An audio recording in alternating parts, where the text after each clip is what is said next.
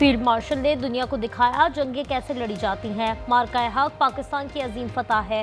وزیر اعظم کی new York میں میڈیا سے گفتگو، شہباز شریف نے کہا بنگلہ دیش کے وزیر اعظم سے ملاقات بہت اچھی رہی، تعلقات مضبوط بنائیں گے۔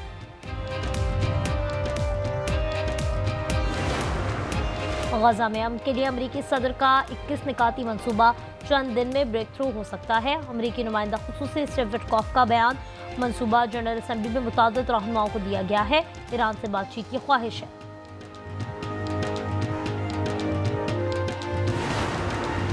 وزیر اعظم اور امریکی صدر آج وائٹ ہاؤس میں بیٹھک لگائیں گے۔ مشرق وسطیٰ کے تناظر میں شہباز ٹرمپ ملاقات بہت اہم قرار دی جا رہی ہے۔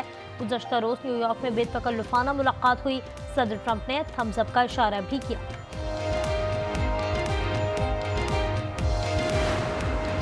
لداخ میں بھی مودی سرکار کے ستم، جھڑپوں میں 4 افراد ہلاک اور 70 زخمی ہو گئے، متعدد کی حالت نازک ہے۔ مشتعل افراد نے فوجی گاڑی اور بی جے پی کا دفتر جلا دیا۔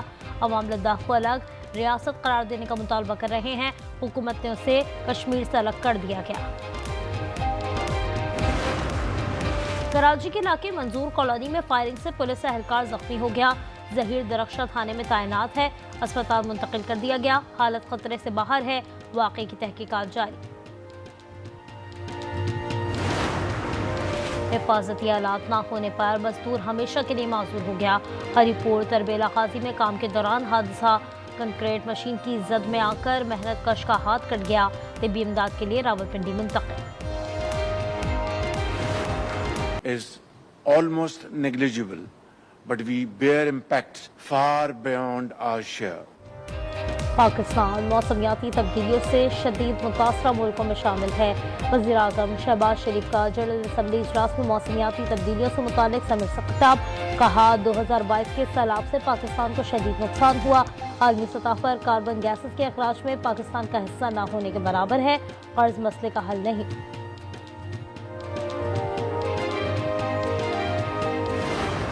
Pakistan developed its first ever national artificial intelligence policy in July 2025.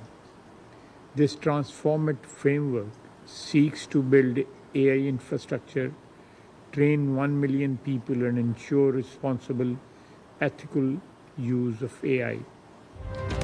مصنوعی ذہانت پر مبنی کمانڈ اینڈ کنٹرول سسٹم سے بڑھتی ہوئی عسکری تشکیل سنگین خطرہ ہے۔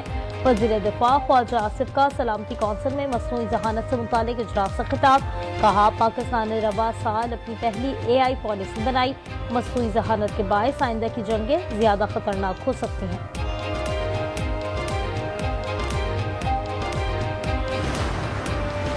صدر ٹرمپ غزہ جنگ رکوا سکتے ہیں، مسلم ممالک کا امریکی صدر پر جنگ بند کرانے کے لیے زور، ملاقات کے مشترکہ اعلامیے میں کہا غزہ میں صورتحال ناقابل برداشت ہو چکی، فلسطینیوں کی جبری بے دخلی منظور نہیں، انڈونیشیا کا غزہ میں 20,000 امن فوج بھیجنے کا اعلان، ڈونلڈ ٹرمپ نے غزہ میں امن کی ذمہ داری مسلمان ممالک پر تھوپ دی، اسرائیل کی مذمت کے بجائے 20 اسرائیلیوں کے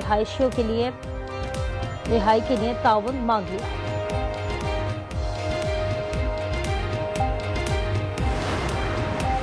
وزیر اعظم سے آسٹریا کے فیڈرل چانسلر کرسچن اسٹاکر اور کویت کے ولی عہد شیخ سبال خالد الحمد المبارک کی مبارکباد اور ملاقات، شہباز شریف نے پاک کویت دوستی کو دائمی قرار دے دیا، وزیر اعظم نے آسٹریین چانسلر سے جرمن زبان میں گفتگو کی۔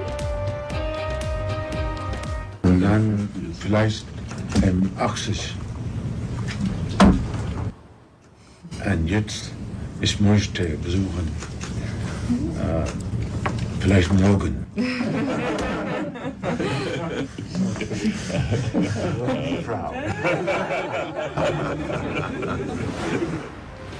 ایران کا پاک سعودی عرب دفاعی معاہدے کا خیر مقدم، صدر مسعود پزشکیان نے جنرل اسمبلی سے خطاب میں کہا معاہدہ مسلم ممالک کے درمیان علاقائی سیکیورٹی کے نظام کا آغاز ہے، سلامتی اور دفاعی شعبوں میں تعاون مزید بڑھے گا۔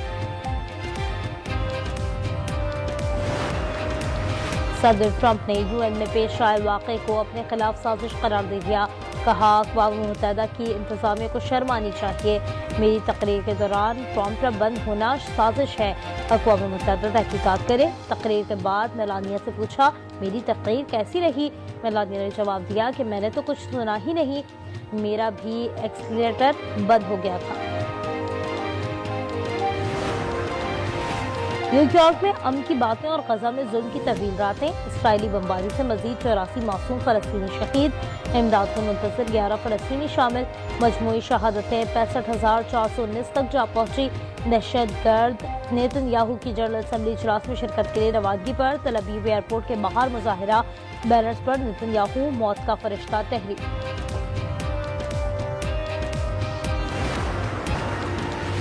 $7 ارب قرض کی اگلی قسط کے لیے IMF مشن آج پاکستان پہنچے گا۔ عالمی مشن 2 ہفتے قیام کرے گا۔ جنوری تا جون معاشی ڈیٹا مذاکرات میں شیئر ہوگا۔ وزارت خزانہ کے حکام کا کہنا ہے کہ پاکستان نے زیادہ تر اہداف پورے کر لیے۔ کراچی بلدیاتی ضمنی الیکشن میں پیپلز پارٹی کا پلڑا بھاری، 1 چیئرمین اور 3 وائس چیئرمینز کے ساتھ میدان مان لیا۔ کونسل کی ایک نشست جماعت اسلامی کے حصے میں آئی۔ اورنگی ٹاؤن میں پیپلز پارٹی کی شہنیلا عامر چیئرمین منتخب، شہروز گروہی، فیصل موسیٰ اور اسٹیفن مسیح وائس چیئرمین بن گئے۔ اورنگی یوسی صاحب سے جماعت اسلامی کے بلال نصیر کونسلر منتخب۔ اندرون سندھ بھی بلدیاتی ضمنی الیکشن میں پیپلز پارٹی کامیاب، غیر حتمی غیر سرکاری نتائج کے مطابق 4 نشستوں پر پیپلز پارٹی، 1 پر آزاد اور 1 پر TLP کا امیدوار کامیاب۔ حیدرآباد، عمرکوٹ، ٹھٹہ اور خیرپور کے نتائج موصول ہو گئے۔ کراچی میں بلدیاتی تاریخ کی پہلی تحریک عدم اعتماد جمع، پیپلز پارٹی نے اپنے ہی ٹاؤن چیئرمین کے خلاف تحریک جمع کرا دی۔ ناصر کریم پر کرپشن کے شدید الزامات عائد، تحریک عدم اعتماد پر 9 وائس چیئرمین، 6 کونسلرز کے دستخط۔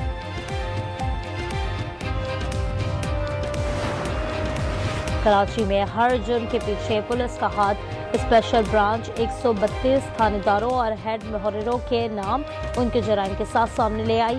IGP گورسال رپورٹ کے مطابق 58 تھانے دار اور 74 ہیڈ محرر غیر قانونی پارکنگ، گٹکے کے کاروبار اور زمین پر قبضے میں ملوث ہیں۔ چائے کے تقریباً تمام ہوٹلز اور دیگر ریسٹورنٹ سے بھی بھتہ وصول کیا جاتا ہے۔